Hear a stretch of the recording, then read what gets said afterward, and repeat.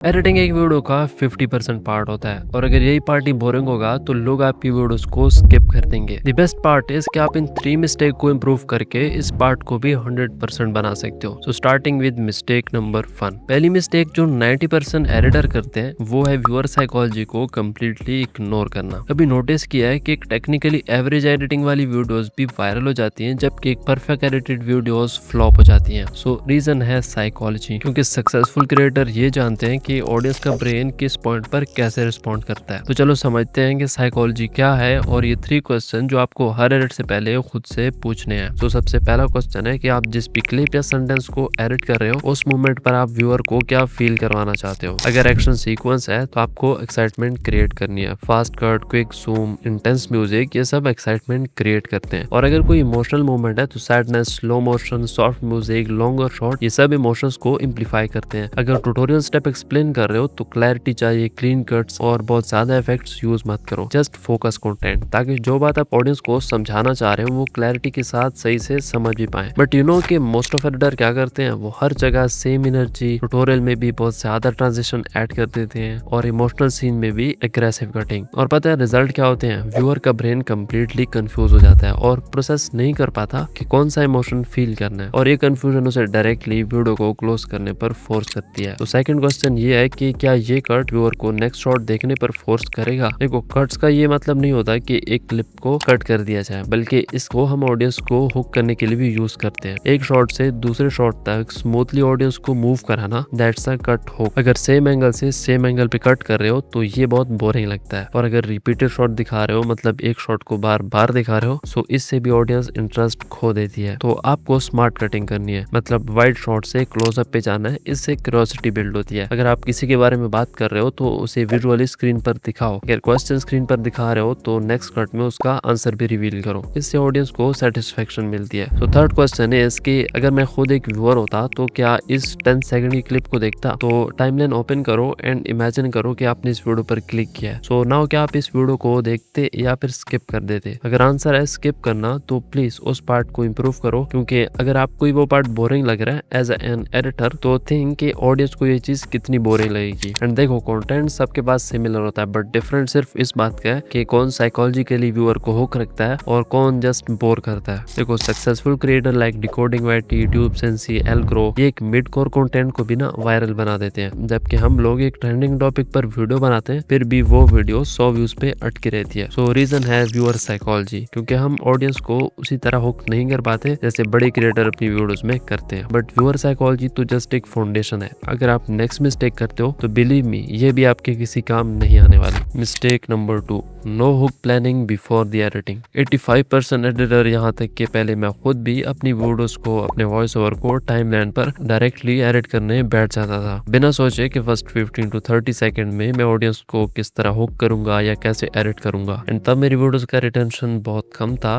But now improve हो रहा। आप इंट्रो में जितने ज्यादा ऑडियंस को हुक रखोगे उतना ज्यादा retention, and retention mean more reach on YouTube. And I think कभी कभी इंट्रो हुक ना बनाकर भी आप रिटेंशन ग्राफ को काफी बेटर कर सकते हो, जैसे मैंने इस वीडियो में किया। बट आपको हर वीडियो में नहीं करना। सो हुक को कैसे एडिट करना है, और हाँ, फेस कैम और फेसलेस दोनों के लिए बताऊंगा। फर्स्ट पे है face cam, and I recommend के जितने भी लोग मेरी वीडियो देख रहे हो, अगर आप चैनल स्टार्ट करने वाले हो तो मेक फेस कैम वीडियोस। सो आपको अपनी पूरी फुटेज देखनी है एंड अपने बेस्ट मूवमेंट को आइडेंटिफाई करना है, और हाँ, सबसे सरप्राइजिंग रिवील कौन सा है जिसे आप अपने हुक में यूज कर सकते हो। अगर गेमिंग कंटेंट बना रहे हो तो अपने बेस्ट क्लचेस दिखा सकते हो, बट पूरे नहीं, आधे क्लचेस दिखाना with your explaining voice over. अगर ट्यूटोरियल है तो फाइनल रिजल्ट दिखा सकते हो, एंड व्लॉग है तो सबसे क्रेजियस्ट मूवमेंट, और ये मूवमेंट आपके हुक रिटेंशन को 60% ड्रॉप से 20% ड्रॉप तक बेटर कर सकते हैं। बट ये सब आप सीधा एक वीडियो बनाकर नहीं कर पाओगे, बल्कि जितनी ज्यादा वीडियोस बनाओगे with some improvement, so then ये सब होगा। बट जब बारी आती है फेसलेस इंट्रो को एडिट करने की, तो मैं सबसे ज्यादा depend script and voice over पे करता हूँ कि मैं जिस वर्ड या सेंटेंस को स्क्रिप्ट में लिख रहा हूँ या बोल रहा हूँ, क्या मैं उसे सॉफ्टवेयर पर सही से एडिट भी कर पाऊंगा या नहीं। बट ये पिछली वाली वीडियो को एडिट करने के बाद आई थिंक के क्यों ना सबसे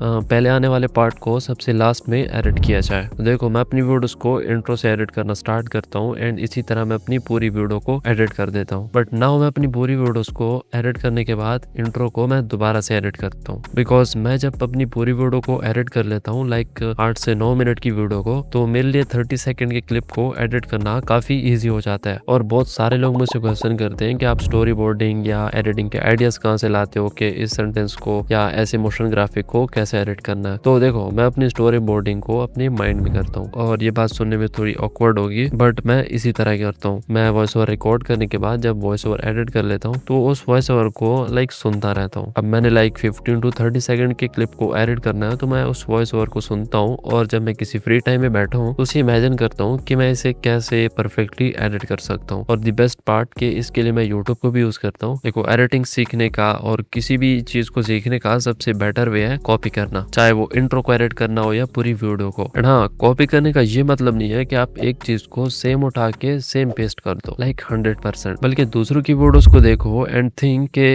इसे अपने वॉइस ओवर में कैसे तुम एडिट कर सकते हो। सो नाउ आई थिंक कि आप समझ गए होंगे कि इंट्रो एंड एडिटिंग एड या स्टोरी बोर्डिंग ये सब कैसे करते हैं। और हाँ, और अगर किसी टेक्निक को भूलने का डर हो तो मैं उसे ड्रॉ कर लेता हूँ या अपने टेक्स्ट में एक्सप्लेन कर लेता हूँ, और बाद में उसे मैं यूज कर लेता हूँ। सो हुक तो प्लान हो गया एंड आपको पता भी चल गया कि स्टोरी बोर्डिंग, एडिटिंग ये सब कैसे की जाती है। बट एक्चुअल एडिटिंग की सबसे कॉमन मिस्टेक जो कि वीडियो एडिटिंग से ज्यादा इंपॉर्टेंट है, सो उस पे बात करते हैं। Third mistake, bad audio kills everything. सो केयरफुली सुनो कि एक व्यूअर आपकी वीडियोस की बैड क्वालिटी को तो इग्नोर कर सकता है, लो रेजोल्यूशन ये सब चलेगा, but bad audio quality instantly videos को क्लोज करवा देती है। और ये साइंटिफिकली भी प्रूवन है कि ह्यूमन ब्रेन विजुअल इशू तो इग्नोर कर सकता है, but audio problem directly destruction create करती है। मतलब कि अगर व्यूअर को तुम्हारी वॉइस क्लियरली सुनाई नहीं दे रही, बैकग्राउंड नॉइज इरिटेटिंग है, या बैकग्राउंड म्यूजिक या वॉल्यूम इनकंसिस्टेंट है, तो वो अनकंफर्टेबल फील करता है। अब क्वेश्चन ये है कि बैड ऑडियो को गुड ऑडियो में कैसे कन्वर्ट करें। So, इसके लिए आपको जस्ट इन 4 सिंपल प्रॉब्लम को सॉल्व करना है। सो problem number 1 is background noise. तो देखो, इसका सिंपल सोल्यूशन है कि आप जहाँ पर भी रिकॉर्ड कर रहे हो वहाँ नॉइस नहीं होनी चाहिए। आप किसी कमरे में रिकॉर्ड कर रहे हो, बाहर रिकॉर्ड कर रहे हो, बट जस्ट आपका नॉइस नहीं होना चाहिए। तो दैट इज सिंपल सोल्यूशन कि जहाँ पर आप रिकॉर्ड कर रहे हो वहाँ पर किसी और चीज की नॉइस ना हो।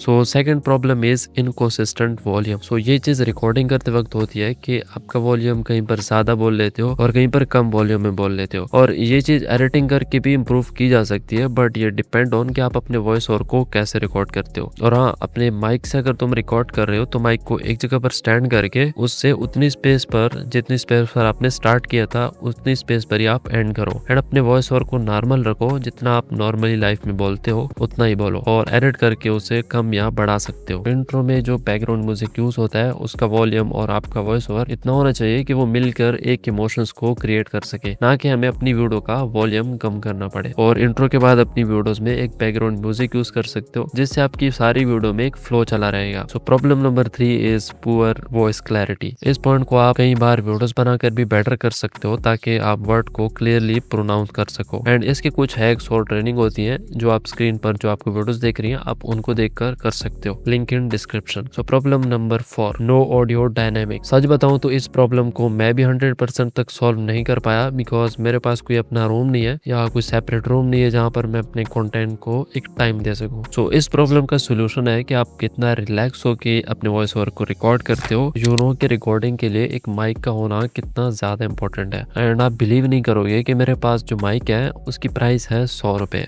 आप 100 रुपए वाले माइक से भी इतनी अच्छी क्वालिटी का वॉइस ओवर रिकॉर्ड कर सकते हो। एंड आई एम थिंकिंग के वॉइस ओवर पर एक डेडिकेटेड वीडियो बनाऊं। सो क्या कहते हो, कमेंट्स में बताना जरूर। और अगर आप मेरी फर्स्ट वीडियो को देखोगे और आज की वीडियो को देखोगे तो आई थिंक बिग डिफरेंट है, और माइक सेम है बट वॉइस ओवर में काफी डिफरेंट है। एंड यू नो ये सब चीजें मैंने इतनी वीडियोस बनाकर सीखी है। सो ये थी 3 मिस्टेक जो कि बहुत ज्यादा इंपॉर्टेंट है, और अगर आप इन मिस्टेक को इम्प्रूव कर लेते हो तो बिलीव मी आप मुझसे भी ज्यादा अच्छी एडिटिंग कर सकते हो। बट वही लोग जो किसी एडिटिंग सॉफ्टवेयर को यूज करना जानते हैं और नहीं भी जानते तो उनके लिए एक sentence, bro start making videos. I know editing overwhelming लगती है क्योंकि इतनी ज्यादा चीजें हैं, बट सीक्रेट ये है कि सबको एक साथ नहीं बल्कि एक एक करके सीखो। सो अगर आपको वीडियो एडिटिंग सीखनी है तो आपको किसी ट्यूटोरियल की जरूरत नहीं है बल्कि इस वीडियो की। सो इस वीडियो पर क्लिक करो एंड मैं मिलता हूँ वहां पर।